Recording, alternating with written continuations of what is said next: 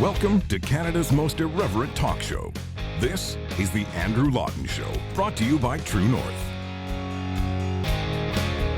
Coming up, a Human Rights Commission says you don't have the right to fire a convicted pedophile. The British government puts political correctness above the rule of law. And could a national popular vote save American conservatism? The Andrew Lawton Show starts right now. Hey everyone, welcome along to another edition of The Andrew Lawton Show here on the front lines of freedom, or so we like to think sometimes. Although today, very much so, against the freedom... the freedom killers that exist in government right now, not letting you fire someone for being a convicted pedophile. This is not where I thought the freedom frontier would lead us, but it's where we are right now. A decision from the Manitoba Human Rights Commission has found that you are not allowed to discriminate against someone on the basis of them being convicted of heinous sexual crimes against children. Now, this really comes back to a University of Manitoba case where a man who's only identified as AB was fired after the university learned that he had been convicted of touching two children for a sexual purpose and also of making child pornography. He served jail time and he's got a lifetime ban from places where children under the age of 14 are likely to be present. So the university fired the man and restricted his access to completing his education at the university. It sounds like he had some agreement where tuition was part of him as employment or something like that. I don't know for sure. But we do know that he launched a complaint in 2015, but the university objected because they said, you know what, you do not have the right to not be discriminated against based on your criminal record under Manitoba law, which is true. But here's where it gets tricky, because he went to the Human Rights Commission, which has now granted him the right to contest his firing. So it doesn't sound like he's been immediately reinstated just yet. But they've said that they will accept the complaint because this is, I think, the most egregious part of this. The adjudicator of this panel, who's a government appointment, says that criminal records are not specifically listed in the Human Rights Code, but it should be protected by the code. So you've got two injustices here. You've got, on one hand, the fact that a child pornographer and convicted pedophile apparently is owed an employer that's going to overlook these facts about him.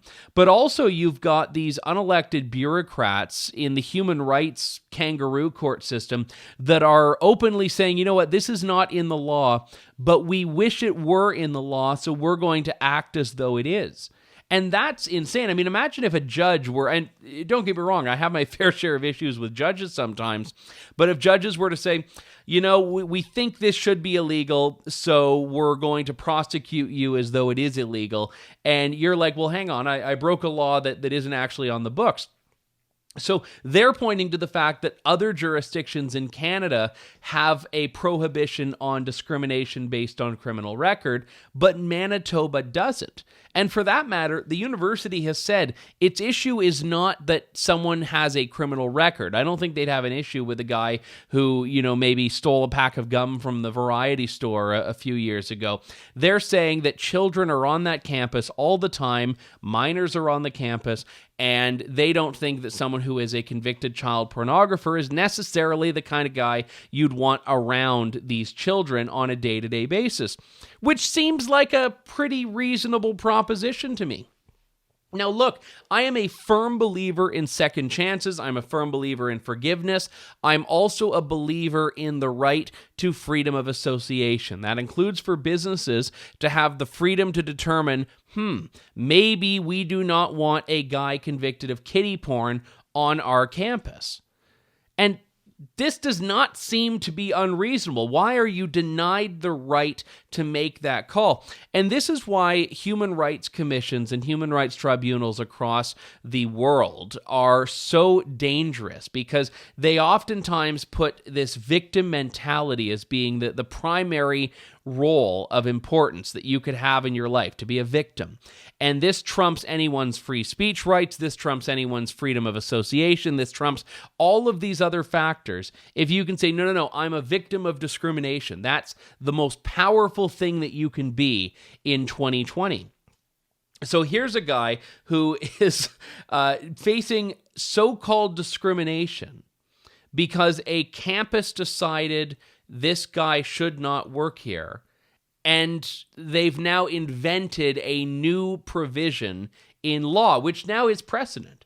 This is now the precedent. Now anyone else who goes through this can say, but in this case, Manitoba versus AB, or University of Manitoba versus AB, they've determined that this is now the way things go. This is not a real court.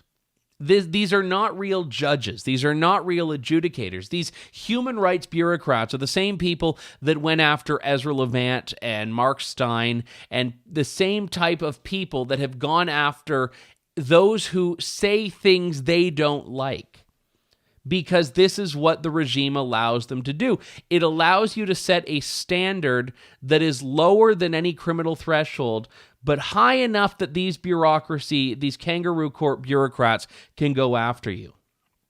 And people have to stop empowering these things. Governments have to stop giving them legitimacy. All of the people that sit on these panels are appointed by the government of the day. And in Manitoba, this is a conservative government that's appointed at least some, perhaps all of the adjudicators on this panel. Same as the BC Human Rights Tribunal, the Ontario Human Rights Commission, the Canadian Human Rights Commission, all of these human rights commissions that have prosecuted people on so-called hate speech, they have been appointed by politicians, and in many cases conservative politicians who, despite saying the right things on free speech, haven't actually done anything about this regulatory regime that allows them to target, that allows governments to target people on the grounds of speech. And I don't know where this is going to go moving forward. I mean, the whole point that I thought we were past this was when the Wax My Balls case in British Columbia happened, when Jessica Yaniv, or Jonathan Yaniv, Jessica aka Jonathan, or Jonathan aka Jessica, was demanding that all of these waxing parlors were waxing her testicles. And her testicles, as I believe Mark Stein had said, are two words you don't expect to hear together, but demanding that all of these different waxing parlors and independent people waxing in their home, demanding that they wax her testicles. And the result of this was the Human Rights Tribunal saying, okay, we kind of think you're trying to weaponize this. We think that you're going too far.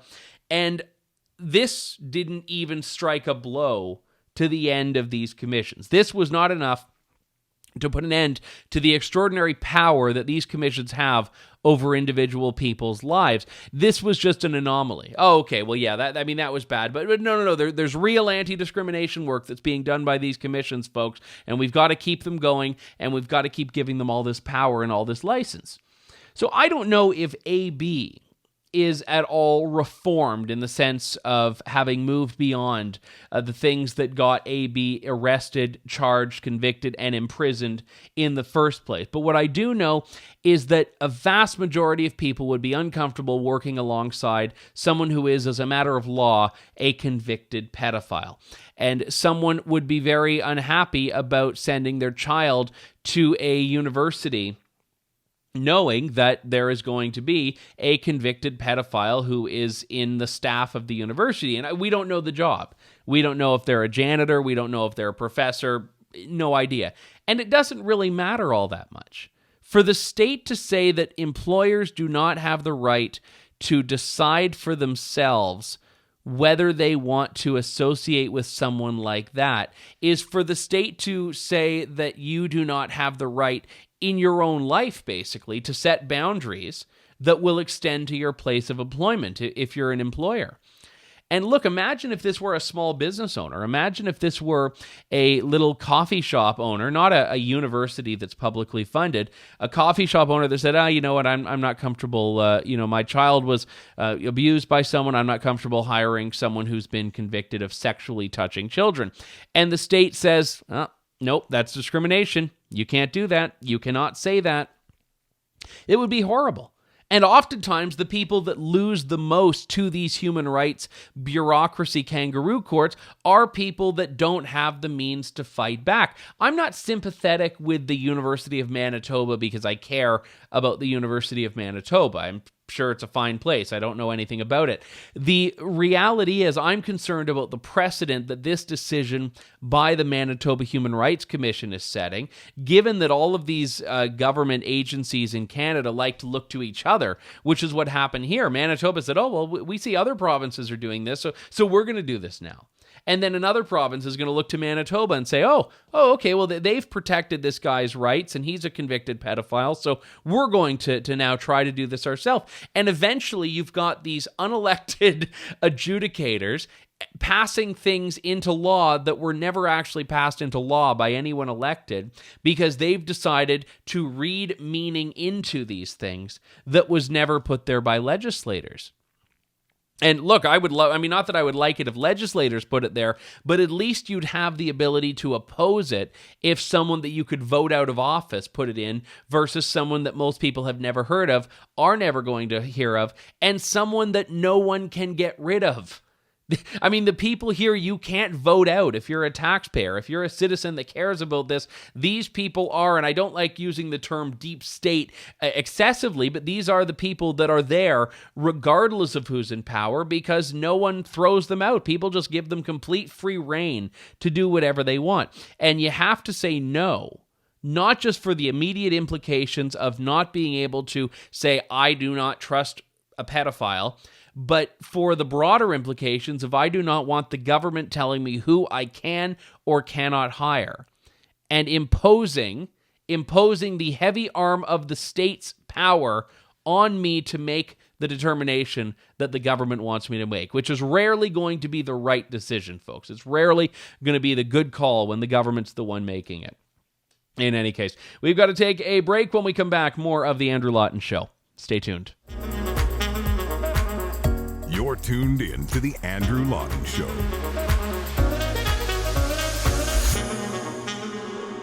Welcome back to the show. You may remember it was about a year ago, maybe a year and a half ago, I sat down with Tommy Robinson in the United Kingdom. Tommy Robinson being now a former candidate in the UKIP for the European Parliament, and ultimately someone who was subjected to that heavy arm of the state that I mentioned earlier for daring to speak out against an issue that the government was ignoring. Tommy Robinson was, for a great period of time in the last several years, the only voice speaking up about the grooming gangs across the UK, other parts of Europe as well, but in particular the UK, that were predominantly Pakistani Muslim men targeting girls, young women, raping them, trafficking them, kidnapping them, the whole operation that was happening under the nose of police, politicians, other law enforcement. And Tommy Robinson was the guy that was saying, you know what, we're not putting up with this anymore. Rough around the edges, sure, but the only guy standing up for these people and ultimately working to expose them. Now, you fast forward to where we are now. Tommy Robinson was thrown in jail for contempt of court because the state didn't like that he was filming and commenting outside a courtroom on this case that the mainstream media was virtually ignoring. And you also look at how even now that people know these things have happened, people know some of the names of those involved, people have seen some justice be served, the government is still trying to keep this shut.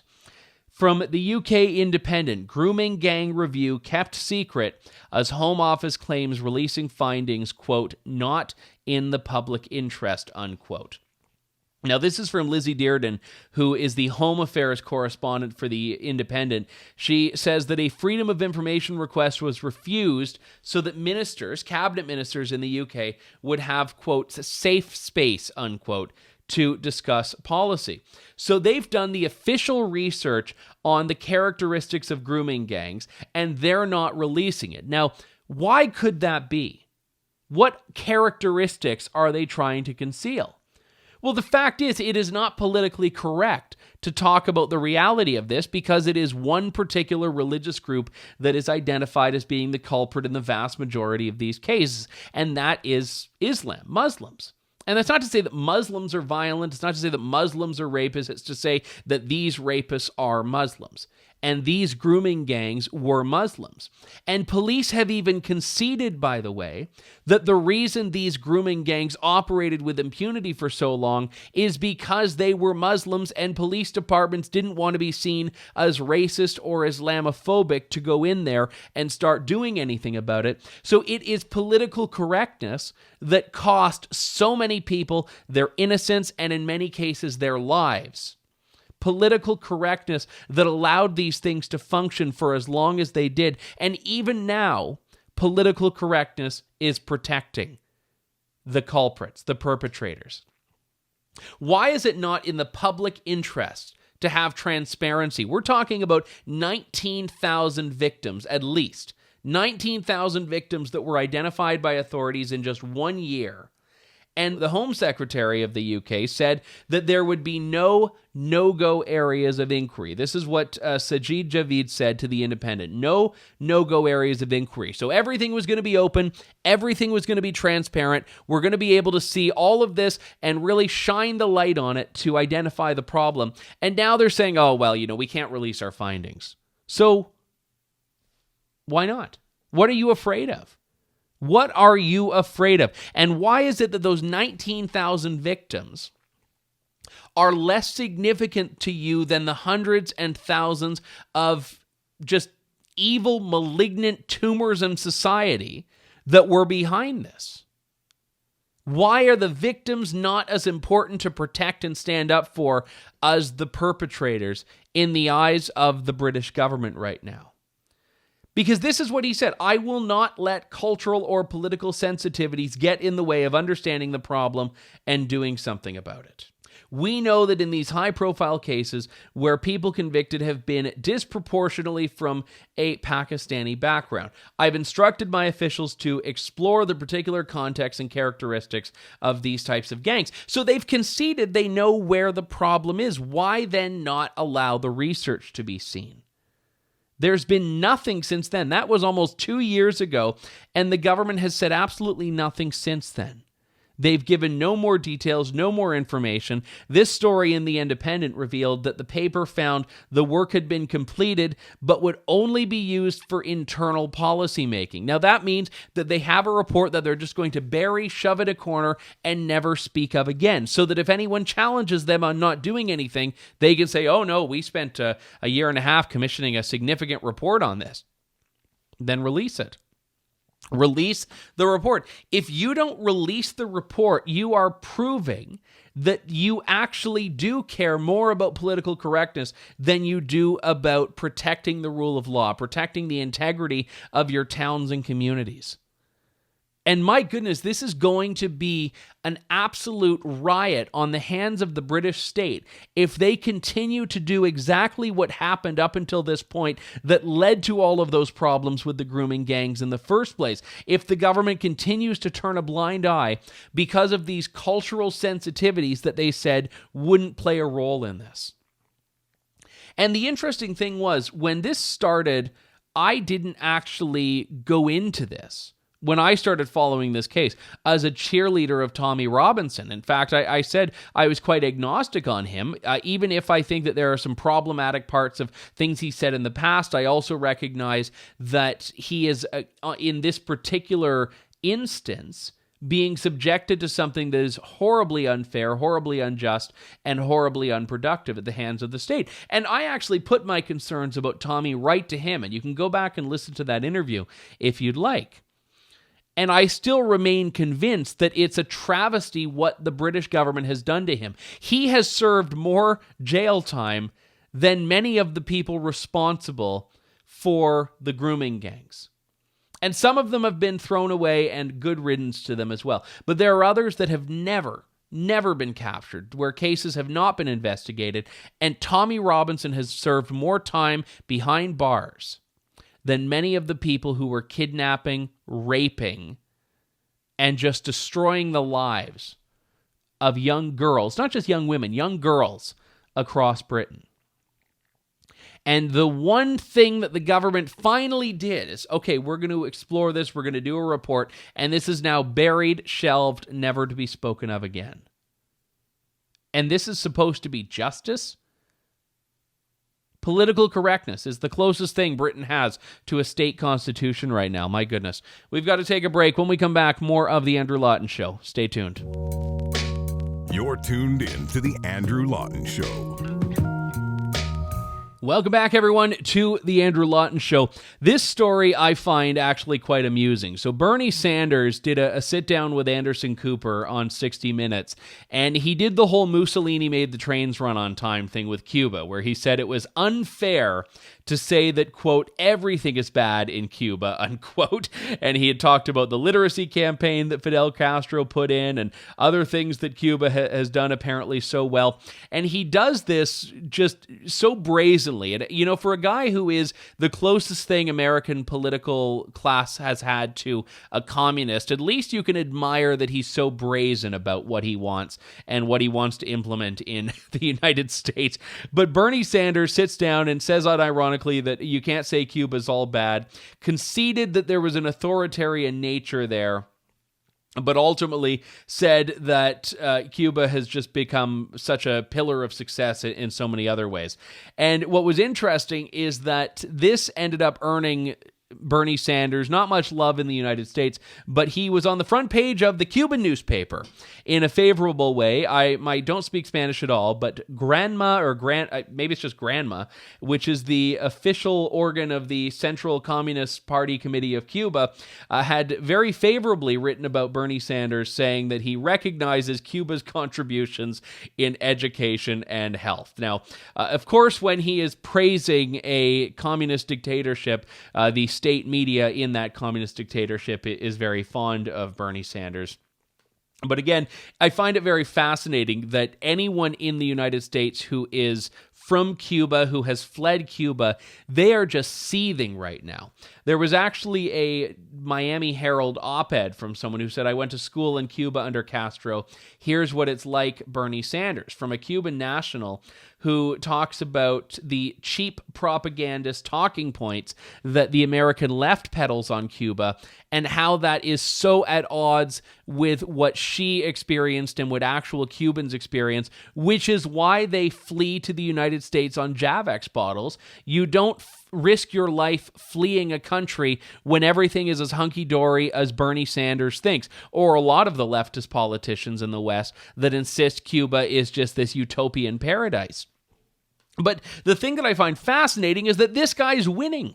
This guy's winning. There was a time when this would be like the kooky Marianne Williamson of the primary, but Bernie Sanders is in the lead. The Democrats are completely unfazed and, if anything, encouraged when he talks this way about things. So I have to unpack what's going on in American politics right now. Former Republican National Committee Chairman Michael Steele and I sat down last week when I was in Miami, actually, which has Little Havana. This is where most of the Cuban expats in America live, or at the very least, the first place they touched down in America. And my goodness, the riots that, well, the opposite of riots, actually, the celebrations in Miami when Fidel Castro died should give you an indication that the Bernie Sanders narrative of Cuba is not accurate. But I wanted to share my interview with a former Republican National Committee Chairman Michael Steele. We talked about what things are happening in the Democrat primary heading to November when the election takes place. And we also spoke about a reform initiative that is ultimately bipartisan but could help conservatives to revamp the way Americans vote in presidential elections, embracing a national popular vote. So here's my sit down with Michael Steele. I'm sitting down with the former Lieutenant Governor of Maryland, also the former chairman of the Republican National Committee, Michael Steele. Michael, good to talk to you. Thanks for taking the time. It's great to be with you, Andrew. Absolutely. Good to see you, man.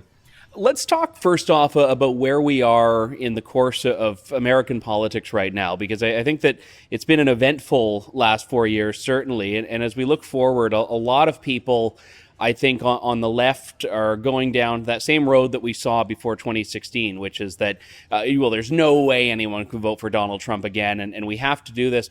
And then on the right, you have, I think, a lot of the resistance to Donald Trump from conservatives seems to have abated a bit, in my view. And I'm wondering if you'd agree with that, the people that were never Trumpers that are now, okay, well, I guess it's not that bad. Yeah, I think on the first point with respect to how the left is approaching this election, they're turning into a clown show. Iowa is just the tip of, I think, of what will be a very dangerous iceberg for them. Not just on the process size and just getting the vote out, but just generally in their understanding of where the American people are, what the American people are thinking, and how they feel about the upcoming election. There's a lot of mixed emotion about it in some quarters, and there are very strong emotions in others. There's no doubt about that. You have those who, there's no way on hell I will ever vote for Donald Trump. And then you even have those who voted for him in 2016 who have peeled off. But you still, to your second point, and it's not just among conservatives, among center-right independents, for example, who are looking at this, and they're making a different calculation and assessment, largely based on how they see the Democrats performing. So, the president, in my estimation, is in a very good position right now. He's very strong.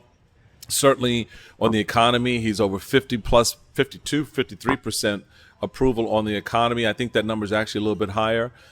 His job approval is at 49%, 2 points higher than Barack Obama at the same point in his first term.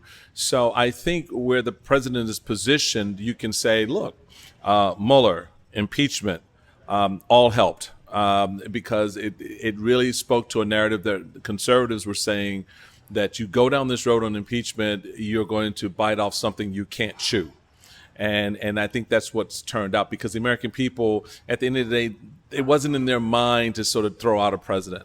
So all of these factors have played into where this election is at this point. The Democrats are now going through their primary process. The president is just sitting back and enjoying the moment. And we'll see once there is a nominee, who that nominee is will matter.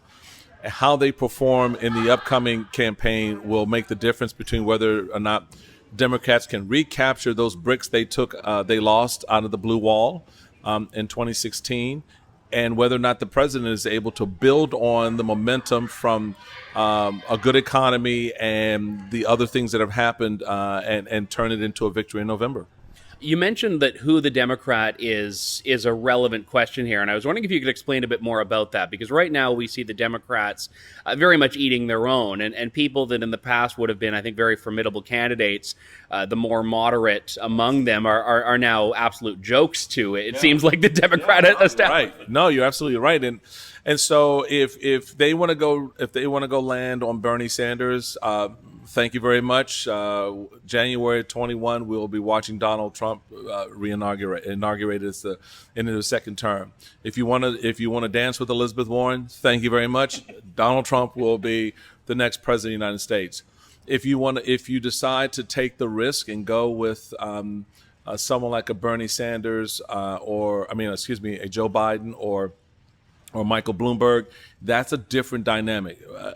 I've said for a while now that the nominee of the Democrats should be, if they want to be competitive. It's not a guaranteed win by no stretch, but if they want to be competitive against Trump, Joe Biden is the one who, referring back to those bricks, can grab those bricks back that they lost, and that's Michigan, Wisconsin, and Pennsylvania in 2016.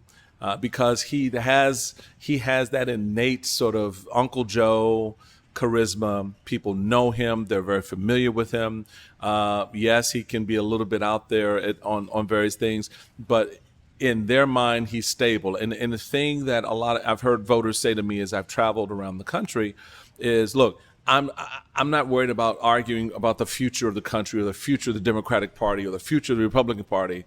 I'm looking at someone who can take me out of this spin zone, out of this crazy space that we're in right now. I want a more settled presidency that I can rely on, and I don't have to get up and spend every day and every waking hour of that day talking about what the president's tweeted or what the president says. So people are looking for some degree of normalcy, if you want to use that word, if I go with that.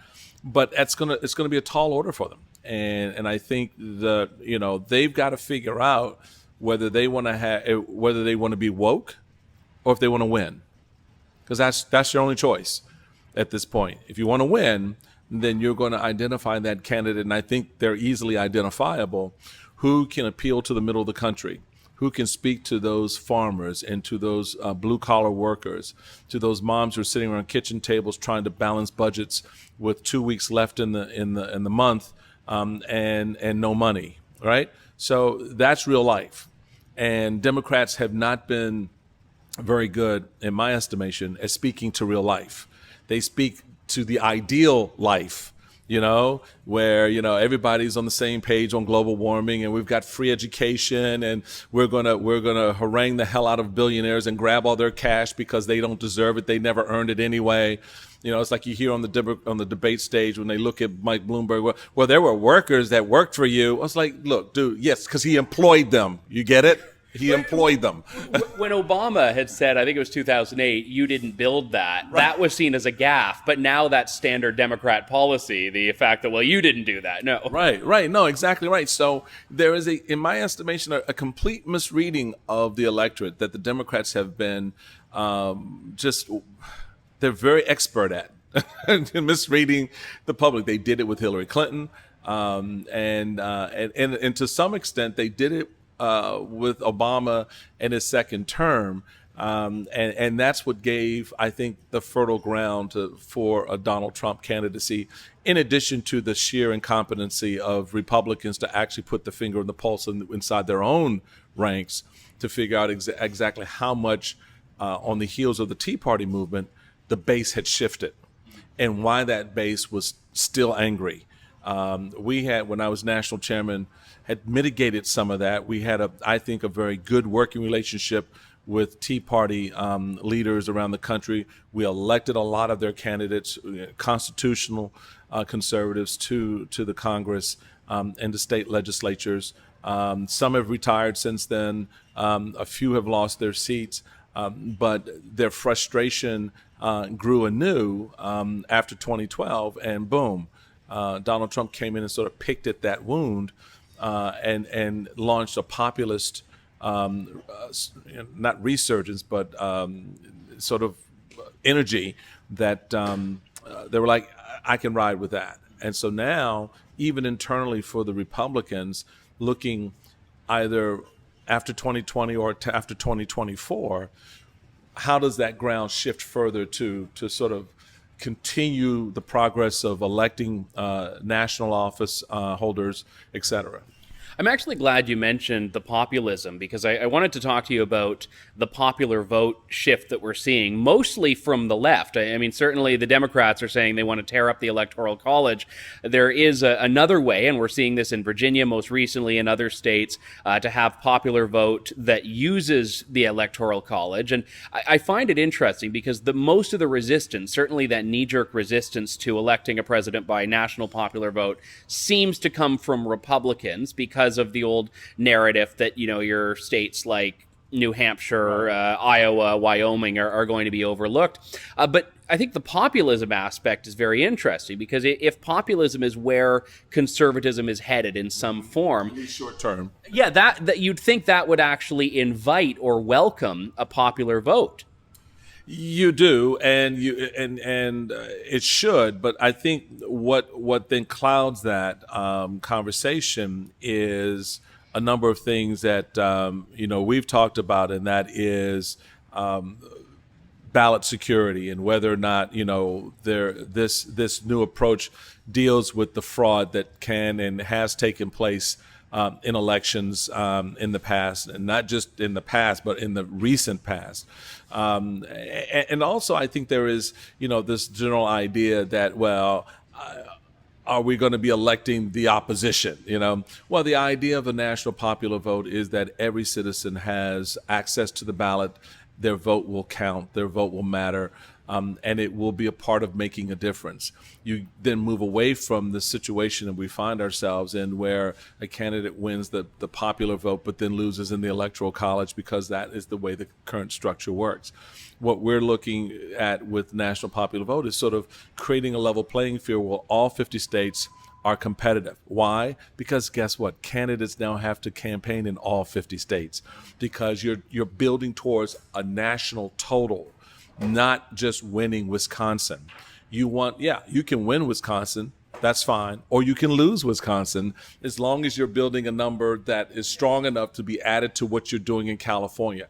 Here's the other thing that I think is very important, particularly for those jurisdictions in the Southwest and the West, particularly Republican jurisdictions, and that is when you're in that space, all of a sudden now, when 8 o'clock comes on the East Coast, they're not calling the election. They can't call the election because there's still 3 hours of votes to be tabulated and counted in the western part of the country. So for those particularly Republican voters who are sitting on the 101 trying to get home, or try to get to the voting polls, and at 8 o'clock on the East Coast in the past, oh yes, we call the race for, they turn around and go home. I'm not going to vote now because hell, they just called the race for the Democrat or they called the race for the Republican, and I'm done. But now you want that vote to get to the polls because that number, no matter what it is going to add to a national number. So when you look at these elections, there's a whole new dynamic. And Donald Trump, to his credit, has said and acknowledged that if there were a national popular vote in place in 16 or 20 or in any campaign he's in, he would campaign differently. He would be campaigning in states that right now are either flyover states or the states that they ignore because they're not a competitive part of the battleground calculation. Well, and that works both ways. I mean, states that aren't battlegrounds because you know you're going to win them, and states that aren't battlegrounds because you know you're going to lose them. So, right. So in the end, you've got California, New York, which are the biggest states in the union that get no real campaigning from either the Democrats or the Republicans. Right. And so to that point, as an example, if, typically there are, I know that I'm just going to play with the numbers, so go with me here. If there are 3 million Californian independents and Republicans who vote for the Republican candidate in a typical presidential election, and you now have the opportunity where you've got 1 million people on their way to the polls at 5 o'clock to go, and now all of a sudden you've got 4 million. Now you've just added another 1 million to your national total. And if you couple that with places like New York, New Jersey, Florida, Ohio, elsewhere, all of a sudden now you can see just where you have now created margins for you to win, as opposed to, well, okay, I got 3 million votes in California, whoopee. So it for me, again, it changes the way the game is played. It is something worth looking at. And I think on the heels of the certainly in the Democratic primary in Iowa and the mess that is. I mean, first off, let's just do away with the caucus system, people. Can we just be honest and say the idea that you're going to engage in the least democratic aspect of voting, where you tell people you have to be in a location between hour 1 and hour 4, and if you're not there at hour 4 plus 1 minute, you're not there, we're going to lock you out, you can't vote. That, to me, is undemocratic. And no secret ballot. It's really the only area where there's no secrecy of who you're voting for. You're literally standing in the corner. Right. And so talk about peer pressure. And your neighbor's like, oh, you standing there for Trump? Or you standing there for Biden? Or you standing there for, so it's ridiculous. Go to, a primary system. I think when I was national chairman, I advocated for a national primary. Pick a day in April, pick 4 weeks in April, and each week you have a regional primary over those 4 weeks, and you're done by the end of the month, and you know who your nominee is going to be. And so there are a lot of options and opportunities. I think the Democrats are certainly going to look at that. I think Republicans should revisit that, as we did when I was national chairman and made some recommendations on how our primary should unfold. In order to, again, the goal is to get out as many of your voters as you possibly can, to identify new voters and get them to the polls.